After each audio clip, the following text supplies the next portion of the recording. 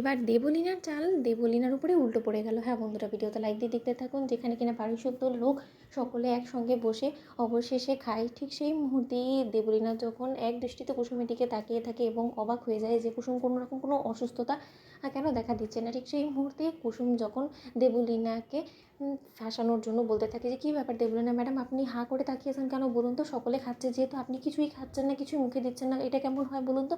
আপনিও খান। ঠিক সেই মুহূর্তে দেবলীনা বলতে থাকে যে, হ্যাঁ কুসুম খাচ্ছে, আমাকে নিশ্চয়ই তোমার বলে দেওয়ার কোনো প্রয়োজন নেই। ঠিক সেই মুহূর্তে দেবলীনা সেই খাবারটা খাওয়ার পর থেকেই যখন কিনা দেবলীনা আর পেটের মধ্যে তীব্র যন্ত্রণা শুরু হয়ে যায় এবং দেবলীনার যখন পেটটা গড়মড় করতে থাকে, ঠিক সেই মুহূর্তেই দেবলীনা বলতে থাকে যে, আন্টি কেন জানি না এই খাবারটা খাওয়ার পর থেকে না আমার শরীরটা কেমন যেন একটা করছে, খারাপ করছে, কিছু আমি বুঝতে পারছি না। অন্যদিকে যখন ইন্দ্রাণী গাঙ্গুলি বলতে থাকে যে, কেন দেবলীনা এই খাবারটা তো আমরা সকলে খাচ্ছি এবং সকলে বেশ আয়েশ করেই খাচ্ছে এবং তার থেকেও বড় কথা আমাদের তো কারো কোনো রকম কোনো প্রবলেম হচ্ছে না, তোমার হঠাৎ করে কেন প্রবলেম হচ্ছে আমি তো কিছুই বুঝতে পারছি না। অন্যদিকে যখন ঈশান বলতে থাকে যে, মা সকলের পেটে না ভালো খাবার সয় না, জানো তো, তাই হয়তো বা দেবলীনার পেটেও ভালো খাবার সহ্য হচ্ছে না। অন্যদিকে যখন দেবলীনা বলতে থাকে যে, না আন্টি তুমি বুঝতে পারছো না, আমি মূলত বলার চেষ্টা করছি যে এই খাবারের মধ্যে কিছু একটা মেশানো হয়েছে যার জন্য তোমাদের কারো কোনো রকম কোনো শরীর খারাপ করছে না, শুধুমাত্র আমারই শরীর খারাপ করছে। অন্যদিকে যখন ঈশান বলতে থাকে যে, তার মানে তুমি কী বলার চেষ্টা করছো যে মা খাবারটা কুসুমের জন্য রান্না করার সময় আলাদা করে তোমার খাবারের মধ্যে কিছু একটা মেশানোর চেষ্টা করেছে যাতে করে কিনা তোমার কষ্ট হয়, তোমার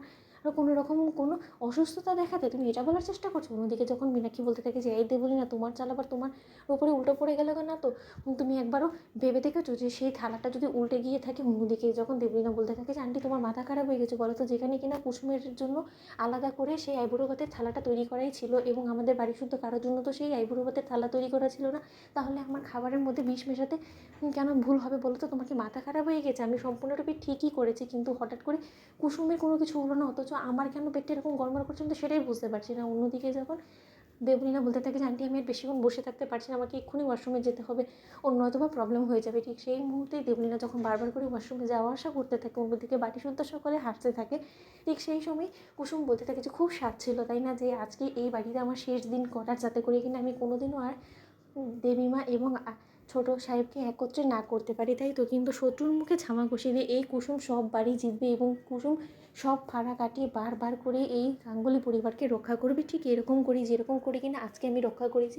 কারণ আমি খুব ভালো করেই জানি যে আজকে যদি আমি ভুলবশত তো আপনাদের ওষুধ মেশানো সেই খাবারটা থালা থেকে খেয়ে ফেলতাম, তাহলে হয়তো বা আজকে আমার এই বাড়িতে শেষ দিন হতো এবং সেটা থেকে অতি আনন্দিত হতেন আপনারা, কিন্তু তার সত্ত্বেও কোনোভাবে সেটা সম্ভব হবে না। আমি মরার আগ অবধি কোনোভাবে এই গাঙ্গুলি পরিবারের কোনো লোকের কোনো রকম কোনো ক্ষতি হতে দেবো না এবং আমাকে সরানো এতটাও সহজ না। তো বন্ধুরা, লাইক এবং শেয়ার করে সাবস্ক্রাইব করুন।